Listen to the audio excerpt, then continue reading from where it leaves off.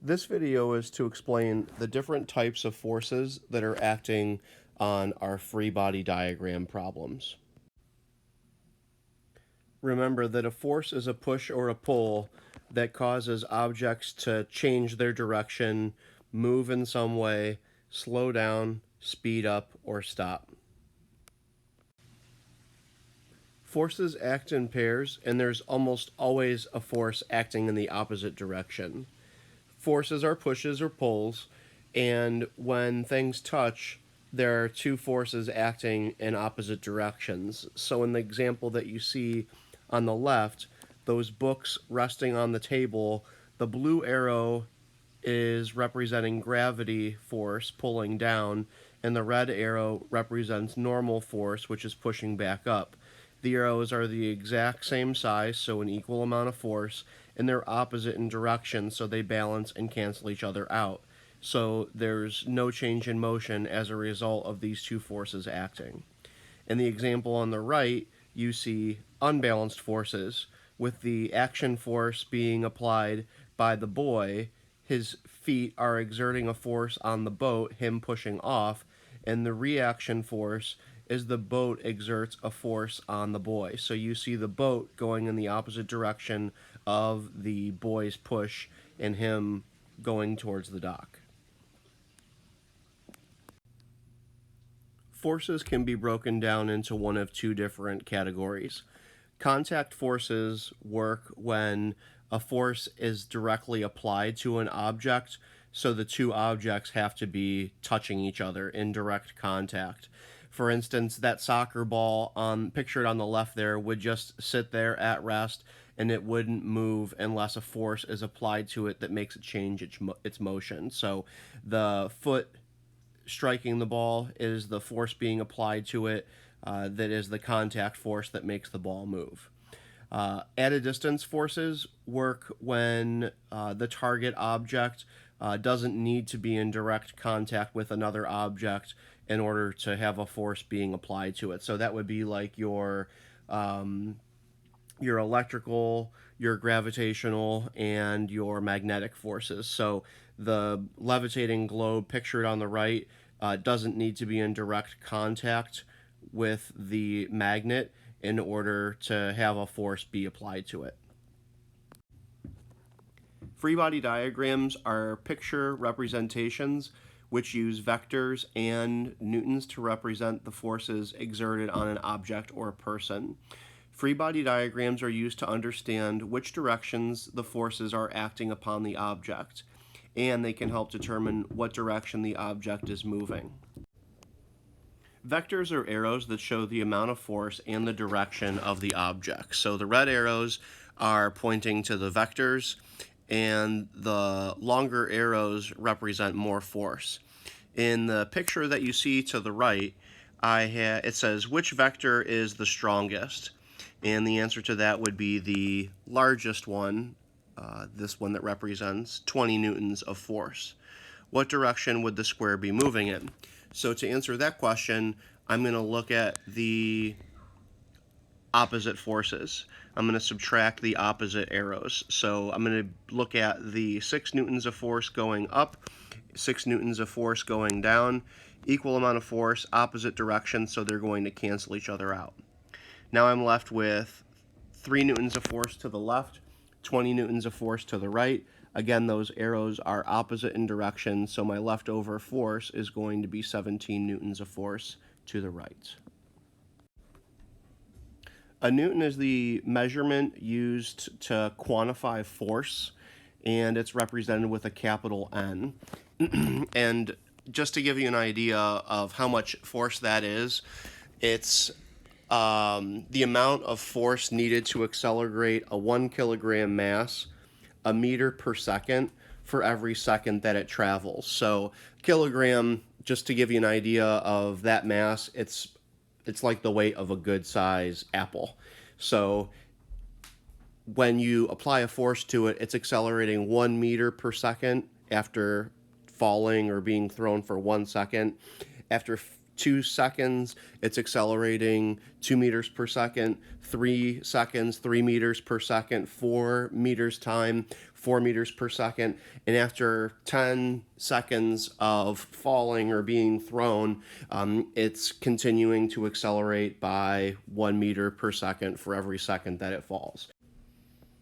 All right, first type of contact force that we have is applied force, and it is exactly like it sounds. It is a push or a pull. You have a person or an object that is applying the force. So examples would be pushing open a door, lifting weights, throwing a ball, or moving a box. If you're pushing it or pulling it, it's applying a force. Here we have a free body diagram of a skier going down a hill. So the picture above is like the real world example of what that would look like. And then the picture on the bottom is your free body diagram. So here we have the skier pushing off at the top of the hill with a force of 30 newtons applied force. And that is represented by the orange arrow going to the left. Okay, and then I show you what it looks like on a free body diagram below. Normal force is the support force on an object that is in contact with a stable object. So pretty much anytime there is something underneath the object, normal force is going to be pushing back up against it. So it presses on the object from below. Normal force comes in contact with a book sitting on top of a table. Gravity pulls down, normal force pushes back up. Normal force is what stops objects that have mass getting crushed by the force of gravity. And it's always perpendicular to the surface. That's important. You see the yellow highlighted boxes there. If the surface that the object is sitting on, if it's completely horizontal, like that first yellow box, normal force pushes back up perpendicular to the surface. Okay, if it's at an incline, like the second and the third yellow boxes, you can see that normal force is pushing on the object perpendicular to the surface it's sitting on.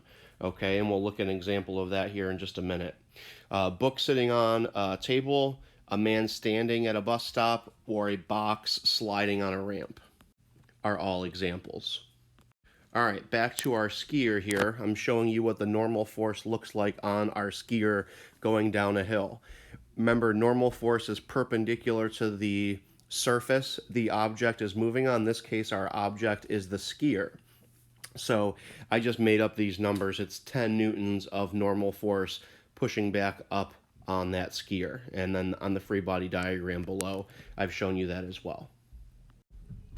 Frictional forces, there's lots of different types of friction, but the frictional force works opposite the applied force. So when an object is sliding across a carpet, frictional forces make it difficult for the object to move. If you're an object moving over ice, it's going to be easier for you to move because there is less frictional forces. So some examples here that I had were kicking a soccer ball on grass compared to a smooth surface. There's going to be more friction on grass than that smooth surface. Putting your jeans on, there's friction or resistance to your applied force there. And then a car trying to stop on a dry road versus a wet road. Okay, the dry road would have much more friction than a wet road. And sometimes friction is good, like when you're in a car and you're trying to stop. All right, back to our skier here. You see I've added the pink arrow for the force of friction, and it's going against our orange applied force arrow. And I gave the force of friction a force of 5 newtons. On the free body diagram below, you can see where I've added that as well. So we have applied force and friction opposing each other or going against. Gravitational force. Force which keeps planets, stars, and the moon in orbit. A force that keeps people and things stable on the Earth's surface. Gravity always works opposite the normal force. Now, you see there the object, that red box.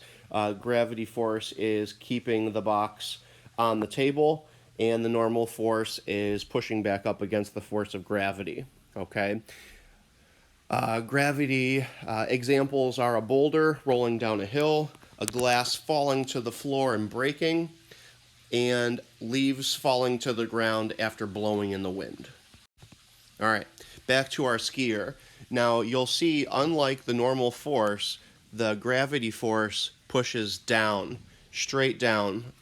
It doesn't matter if it's perpendicular to the surface or not. Only the normal force is perpendicular.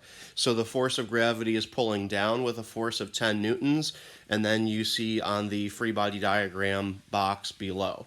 Okay, so gravity and normal force counter each other or go against, and then friction and the applied force go against each other. So just a review here again from last week, your net force, which is the sum or the leftover of all the forces acting on an object. Now, for the forces to be balanced and cancel each other out, your net force is going to be 0, okay? And with a net zero force of 0, that just means that the object is going to be doing whatever it was already doing in the example. So if it's at rest and the net forces are 0, it's going to continue to be at rest. If the object was moving at a constant speed and the net force is 0, it's going to still continue to move at a constant speed. Objects only change their motion, like from the beginning of this presentation, speed up, slow down, or come to a stop or start moving if there is a non-zero net force, if there is an unbalanced force acting on the object. All right, so we're going to finish up with our skier here. Now, I'm only going to write the net force on the free body diagram problem on the bottom here. So forces act in pairs. I'm going to look at my normal force and my gravity, and I see that they are 10 newtons each, so I am going to X those out and cancel them out because that's what they do with each other. I have an applied force of 30 newtons to the left and a frictional force of 5 newtons to the right. The arrows are opposite in direction, so I'm going to subtract them. So I take 5 newtons away from my 30 newtons, so it would be kind of like I'm getting rid of this, and then I'm taking away 5 newtons from my applied force. Okay, so 30 minus 5 give me 25 newtons of net force. And that's how you do a free body diagram problem.